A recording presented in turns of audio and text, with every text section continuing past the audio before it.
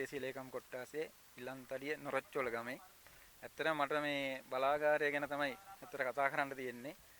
බලාගාරයේ ඉතිහාසය ගැන අපි පොඩ්ඩක් කතා කරනවා නම් ඇත්තටම මේ බලාගාරය හදනකොට අපිට කිව්වේ මේක ඉතා ඉහළ දියුණු තාක්ෂණයක් පාවිච්චි කරනවා කියලා තමයි කිව්වේ. මොකද ඒකට හේතුව තමයි අපි මේකට ලොකු විරෝධයක් දැක්වුවා මේක හදන වෙලාවේ අවුරුදු 8ක විතර කාලයක් අපි දැඩි විරෝධතාවයක තියදී තමයි මේ බලාගාරය හදන්න පටන් ගත්තේ. ඒකෙන්දී එතනදී ඒකොල්ලොන්ගේ සාක්ෂිතා අධ්‍යයන වාර්තාවේදී අපිට පෙවුණා මේකේ ලොකු අඩුපාඩු ගොඩක් තියාගෙන තමයි මේක හදන්න යන්නේ කියලා. ඒකට අපේ අදහස් සහ යෝජනා අපි එදාත් ඉදිරිපත් කරා. අපි එදා එක දෙකටම හැලාම කිව්වේ මේකට තියෙන මේ ගල් අඟුරු සහ අලු වල ප්‍රශ්නේ අපිට කොයි විදිහට බලපාන්නේ කියලා. අපි එදා දැක්කා මේකොල්ලොන් කියපු විදිහට මේ අඟුරු ටික මෙතන ගෙනල්ලා ගොඩ ගැහුවොත් ගහනවත් එක්කම අලු ටික දානවයි කියපු විදිහට අපිට විශාල පරිසර ප්‍රශ්නයකට මුහුණ දෙන්න වෙනවා කියලා. හැබැයි අපි ඒක දැක්කේ බලාගාරය හදන්න ඉස්සෙල්ලාම තමයි. මොකද මේකොල්ලොන්ගේ මේ ව්‍යාපෘතියේ සැලසුම් අපි දැනගත්තට පස්සේ අපිට හිතුණා මේක මේ විදිහටම වෙයි කියලා. මේක හදන ඉංජිනේරු අද මම නම වශයෙන්ම කියනවා නම් මට අද හොඳටම මතකයි මේක හිටපු සාමාන්‍ය අධිකාරී මහත්මයා ඩී.සී. විජේරත්න කියන්නේ. එතුමා අපිට පැහැදිලිවම කිව්වා අපිට තියෙන මොකක් දැනුවත්ද අපි මේ විදිහට ඒගොල්ලන්ට මේ වගේ කතාවක් කියන්නේ කියලා. ඇත්තටම අපි ගොවියෙක් තමයි අපිට මෙහෙම දැනුමක් තිබුණේ අද කතා කරන්න. ඒ වුණාට අපිට ඒගොල්ලෝ ඉංජිනේරුවෝ කියලා තමයි කිව්වේ. ඇත්තටම අපිට අද හරි දුක හිතෙනවා ඉංජිනේරුවෝ කියපු මහත්තුරු ගැන. අද මොකද මේ බලාගාරය දැන් හදලා තියෙනවා. හදලා දැන් අපි කියපු විනාශය අපිට හේ හානිය අපිට දැන් ඒ විදිහටම වෙනවා. ওই ඉංජිනේරුවෝ කියපු මහත්තුරු මම හිතන්නේ මොනවා දැනගෙන කිව්වද කියලා මම දන්නේ නැහැ. අද අපි ඒකොල්ලෝ කියපු මේකෙන් හදලා මේ ප්‍රශ්නෙට අපි මුහුණ දෙනවා.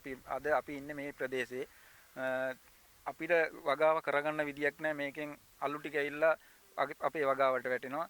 එතකොට දැන් ගල් අඟුරු නිකන් මෙතන බාලා තියෙනවා. ඔය ආගියතේ බාලා තියෙනවා වගේ තමයි අපිට මේක පේන්නේ. මේක ව්‍යාපෘතියක් කියලා නම් ඇත්තටම අපිට මේක පේන්නේ නැහැ. මෙහෙම මේ අපේ රටට තියෙන එකම සම්පත කියලා තමයි ඒකොල්ලෝ දැන් කියන්නේ. එහෙම කියනවා නම් මේක මේ විදිහටද වෙන්නේ කියන එක තමයි අපිට තියෙන ලොකුම ප්‍රශ්නයක් ඇත්තටම.